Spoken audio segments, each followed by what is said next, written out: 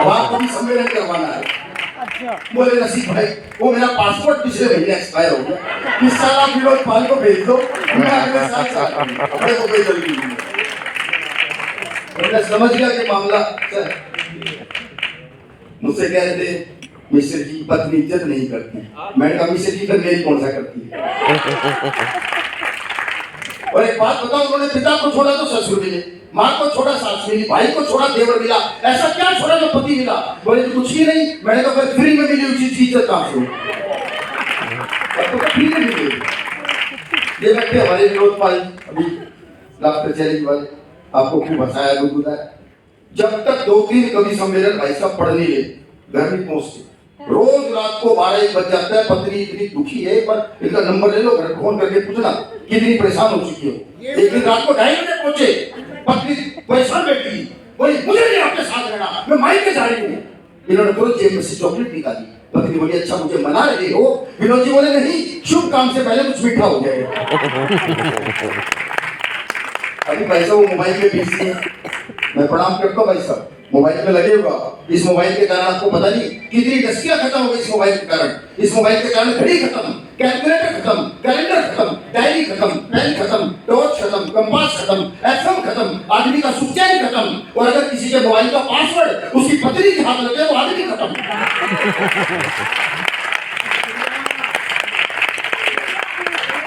मैं तो अभी सरला जी से पूछ रहा था, सरला जी बहुत अच्छा व्यापार करी। मैं सरला जी से पूछ रहा था, मैंने कहा सरला जी मार्केट में नया आईफोन आया है, आपने लिया?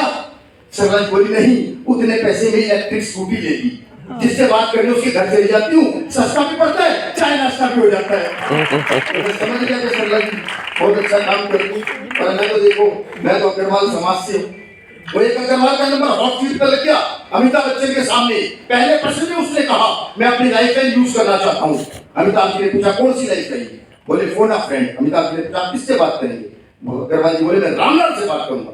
अमिताभ जी ने पूछा क्या आपको लगता है कि रामलाल जी आपके प्रश्न का सही उत्तर दे सकते हैं? आप अग्रवाल साहब की बात सुनना और दोनों हाथों को खोल देना। अग्रवाल साहब बोले उत्तर गया बाहर में, मुझे तो उससे पैसे लेने, सारा मेरा फोन नहीं उठा रहा, तो मुझे तो आपको नहीं उठाएगा। ऐसे ही होता है। ये सुरेंद्र सर्किट जी बहुमुखी प्रतिभा के धनी, इनको वास्तु में विशेषज्ञता है। एक बार किसी ने इनको बुलाया, सर्किट जी हमें घर में नलका लगवाना है, हैंडपंप लगवाना है, जरा एक बात है, एक बार वास्तु के हिसाब से देख लो कहाँ मीठा पानी निकलेगा। सुरेंद्र जी आए, इन्होंने एक उंगली टिका दी, बोले यहाँ मीठा पानी निकलेगा, यहाँ हैंडपंप लगवाओ। वो बोले जी बहुत धन्यवाद।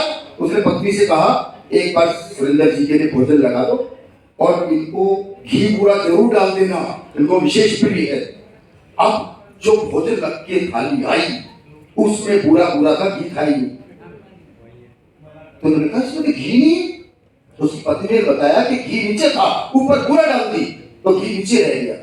तो जो बात उसकी पत्नी ने कही, बोले सुरेंद्र जी आपने बिल्कुल कमाल कर दिया, 100 फुट नीचे का पानी दिखाई दे गया, 1 इंच नीचे का घी दिखाई नहीं दिया।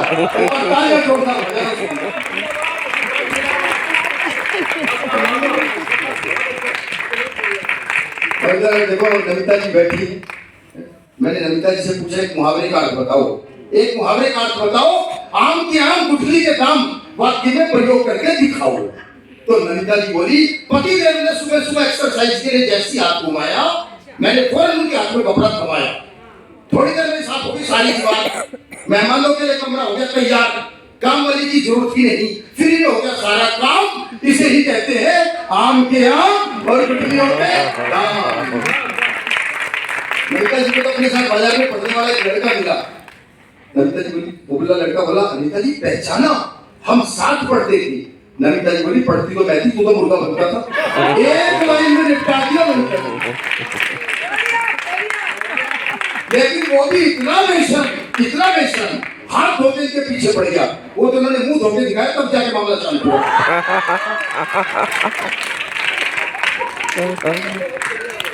एक बार मामला ऐसा ही होता है। देखो ये सब प्यार प्रेम की कवित्रियां हैं दोनों। मैंने तो जीवन में नहीं एक बार प्यार प्रेम किया था जब मैं कॉलेज में था। जब एक लड़की ने मुझसे कहा मेरे लिए प्रेम की 4 पंक्तियां लिख दोगे, मैंने कहा कि कोशिश करता हूँ, और मेरी अंतिम कोशिश थी। उसके बाद लड़की कॉलेज छोड़ गई। वो 4 पंक्तियां सुन लो, आनंद ले लीजिएगा। कि मुझे इश्क की ये बीमारी ना होती, मुझे इश्क की ये बीमारी ना होती, तमन्ना कभी पूरी सारी ना होती, और झुलाता तुझे रोज बाहों में अपनी, अगर काश इतनी तू भारी ना होती, अगर काश इतनी तू भारी ना होती। बस वो ऐसी भारी थी जैसी विनोद जी ने उठा रखी, बस ऐसी। फिर उसके बाद एक बार और मैंने प्रयास किया प्रेम का। मैं बस में जा रहा था, वहां मेरे साथ क्या हुआ तो 4 पंक्तियां और सुन लीजिए, वो आनंद ले लीजिए। कि नूर हुलका देखा मन की बिखर बिखर कर चली गई, नूर हुलका देखा मन की बिखर बिखर कर चली गई, 1 मिनट के भीतर भीतर किस्मत अपनी चली गई, और इससे पहले सोचूं समझूं टकरा कर छूमंतर वो हाथ लगा पॉकेट पर देगा फोन चुरा कर चली गई। यही हो रहा है मिश्र जी, हमारे साथ यही हो रहा है। ऐश्वर्या की डीपी विपाशा की सूरत, ऐश्वर्या की डीपी विपाशा की सूरत, चेहरे भी अब जाली हो गए, ख्वाब जितने भी बुने थे सबके सब ख्याली हो गए, और फेसबुक पर सुंदर फोटो और मीठी बातों के लालच में मत पड़ना, इस ऑनलाइन मोहब्बत में कितनों के बैंक अकाउंट खाली हो गए, इस ऑनलाइन मोहब्बत में कितनों के बैंक अकाउंट खाली हो गए। क्योंकि जिसे तुम जान से ज्यादा करते थे प्यार, जिसे तुम जान से ज्यादा करते थे प्यार, वो तुम्हारे क्रेडिट कार्ड से लाखों की शॉपिंग करके हो गई फरार। अरे धोखा खाने वालों समझो, अपने प्यार को नहीं पहली नजर में पास करो, पहले इस्तेमाल करो फिर विश्वास करो। तालियां को लेके बजाओ, बहुत मन से सुन रहे, तो बहुत अच्छा मन से आप सुन रहे, बहुत अच्छा मुझे लग रहा है। देखो हमारे देश में अरबी खाई जाती है, बोली नहीं जाती। हमारे देश में अरबी खाई जाती है, बोली नहीं जाती। हमारे देश में चीनी खाई जाती है, बोली नहीं जाती। हमारे देश में अंग्रेजी पी जाती है, फिर तो वही निकलती, फिर तो वही निकलती। अच्छा अगर किसी की कोई बात मुझसे भी समझ में ना आए, एक बार पूछे देखो हिंदी में समझाऊं क्या, खिलाड़ी भाषा समझ कैसे। इतनी शक्तिशाली हमारी हिंदी भाषा को छोड़ के हम अंग्रेजी के चक्कर में पड़े रहते हैं। मुझे याद है 2 अंग्रेज भारत आ गए, एक बोला जी मेरे बाथरूम में 5 लाख रुपए लगे, दूसरा अंग्रेज बोला जी मेरे बाथरूम में 10 लाख रुपए लगे। वहीं अपना हरियाणा का काऊ खड़ा था, वो बोला जी मैं सवेरे लोटा लेके जिस खेत में जाता हूँ ना उसकी कीमत 7 करोड़ है, और ऐसे बाथरूम में रोज बदलते हैं। तब कहीं 2 पंक्तियां हुई कि हमारे एक विदेशी मित्र बोले, हमारे एक विदेशी मित्र बोले तुम्हारे यहाँ गंदगी ही गंदगी पड़ती है दिखाई, जबकि हमारे यहाँ सफाई ही सफाई। और आपको लगे मैंने पूरे हिंदुस्तान की संस्कृति की तरफ से एक पंक्ति में उसे जो जवाब दिया, वो जवाब आपके मन का जवाब था, तो एक बार बहुत तालियां गूंजनी चाहिए कि जो यहाँ से बाहर चले गए पछतावा करें अपने ऊपर। कि हमारे एक विदेशी मित्र बोले तुम्हारे यहाँ गंदगी ही गंदगी पड़ती है दिखाई, जबकि हमारे यहाँ सफाई ही सफाई। मैंने कहा तुम तो कीड़े मकोड़े कॉकरोच सब तल के खा जाते मेरे भाई, इसीलिए रहती है हमारी सफाई, इसीलिए रहती है हमारी सफाई। और बाकी रही बात सफाई की, हाँ हम में से कुछ नालायक सड़कों पर कूड़ा फेंकते हैं, लेकिन माँ बाप को घर में रखते हैं, और तुम लोग कूड़े को घर में रखते हो और माँ बाप को सड़कों पर छोड़ देते हो। ये तुम्हारी संस्कृति में हमारी संस्कृति में अंतर। और जब से स्वच्छ भारत अभियान की स्थापना हुई है बहन जी बहुत बड़ा परिवर्तन आ गया। मैं तो बिहार था, रास्ते में जगह कूड़ा पड़ा देखा, मैंने उठा के डस्टबिन में डाल दिया, 2 आदमी खड़े थे ताली बजाने लगे, दिल को बड़ा अच्छा लगा। बाद में पता चला वो तो सारे तंबाकू फूक रहे थे। तंबाकू नहीं फूक रहा, एक बार तालियां बजा ली, मिलकर तालियां बजाओ। मैं 4 पंक्तियां पढ़ता हूँ कि कुदरत ने सृष्टि चक्र संभाला नहीं होता, कुदरत ने सृष्टि चक्र संभाला नहीं होता, रातों में दिन में उजाला नहीं होता, कितना भी सर झुका लो किसी पीठ पर, मगर माँ बाप से बढ़कर के शिवाला नहीं होता, माँ बाप से बढ़कर के शिवाला नहीं होता। लेकिन उसी माँ बाप को जब हमारी जरूरत पड़ती है बुढ़ापे में, तो एक नई कुरीति आ गई है, वर्णाश्रम की कुरीति। मुझे बता देना मेरे समय नहीं अरे पढ़िए, मैं तो आपको वाह करने आया हूँ। अच्छा वाह करने भ्रम हो जाता है भाई खड़े होने के बीच, मुझे लगता है बिठाने के लिए आए।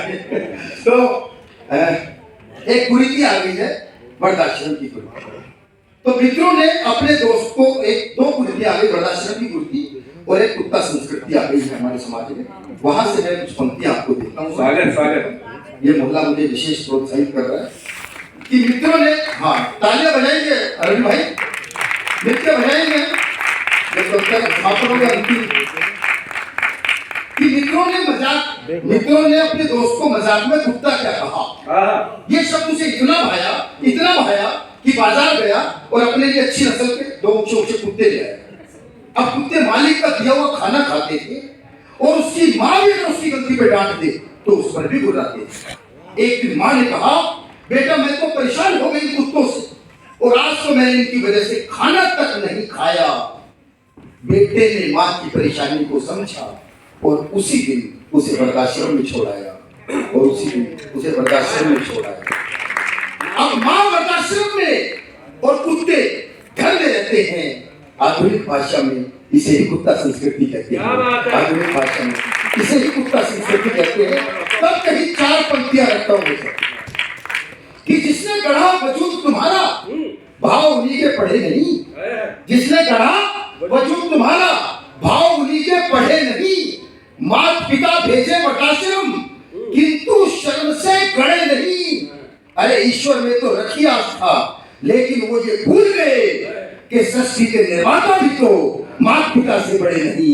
सृष्टि के निर्माता भी तो माता पिता से बड़े नहीं। सृष्टि के निर्माता भी तो माता पिता से बड़े नहीं।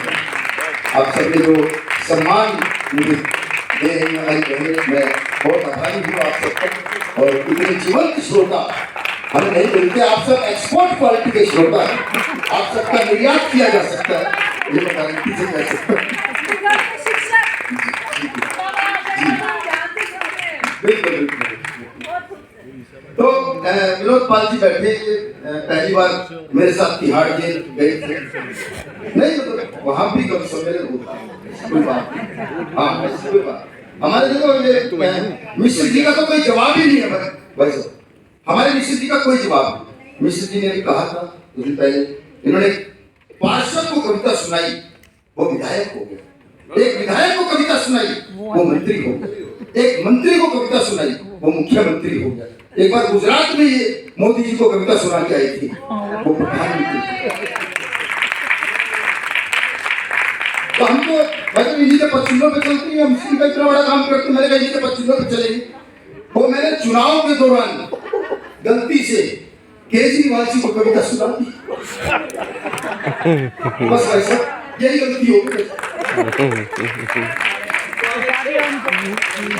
बस मैं तो भी बहन जी मैं कल ही मुख्यमंत्री रेखा गुप्ता जी के पास गया था। मैंने कहा आपको कोई कविता सुनाना चाहता हूँ। बोली मैंने तो अभी भी शपथ ली, आप जी को सुनाए। तो मैं जब वहाँ तिहाड़ में विनोद जी के साथ गया तो प्रोग्राम करके बाहर निकला, एक व्यक्ति ने लिफ्ट मांगी, मेरे पीछे बिठा लिया। मैंने कहा आप तिहाड़ में काम करते हो? बोला मैं तिहाड़ में काम नहीं करता। मैंने कहा अच्छा आपको रिश्तेदार बंद होगा? नहीं ऐसा तो खुद ही बंद, आज ही छुट्टा आपको। मैंने कहा क्या करते हो? बोला मैं जेब काटता हूँ। घबराहट में लालबत्ती पार कर गए, पुलिस वाले ने 100 रुपए का चालान कट दिया और चालान कटवा के जब मैं उसे पीछे बिठा के चलने लगा, बोला कवि जी मेरी वजह से आपका 100 रुपए का चालान पड़ा, ये पूरा 100 रुपए। अरे मैंने तेरे पास कहां से आए? तिहाड़ में तो सिक्के भी नहीं ले जा सकते। बोले क्यों भी आपने चालान नहीं कटवाया? मगर पुलिस वाले ने मामला साफ कर दिया। मैंने कहा ट्रैफिक पुलिस वाले ने मामला साफ कर दिया। अरे ये क्या कर दिया? उस चालान पे मेरा नाम लिखा, एड्रेस लिखा, फोन नंबर लिखा, मुझे घर से उठा लिया। बोले कुछ नहीं होगा। मैंने कैसे कैसे नहीं होगा? बोले जी मान लो। मैंने कैसे मान लूं? बोले नहीं मानते तो चालान बुक भी रख लो।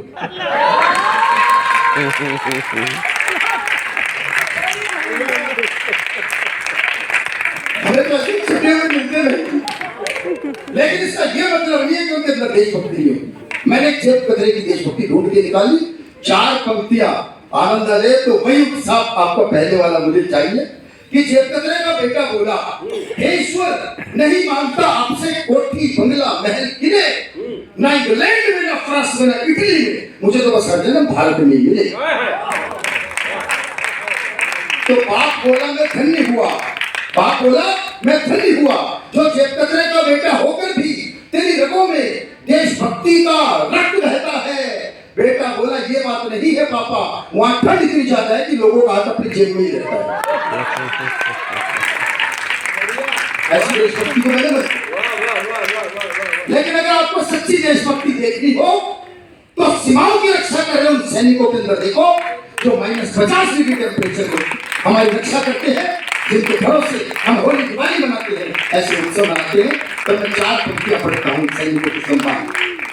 सुनिए कि मेरी आंखों ने देखा हर घड़ी जय हिंद का सपना, मेरी आंखों ने देखा हर घड़ी जय हिंद का सपना, सुबह से कह दिया भारत तो कोई नाम क्या जपना।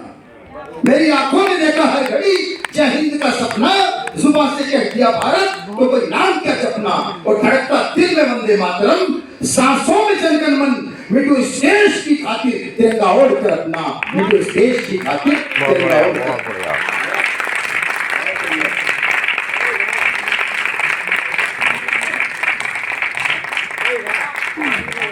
और उन सैनिकों को हम क्या दे सकते हैं? बस तो बैठ जाओ बस तो। मुझे तो वैसा जितनी देर आपने दी थी ना उतनी देर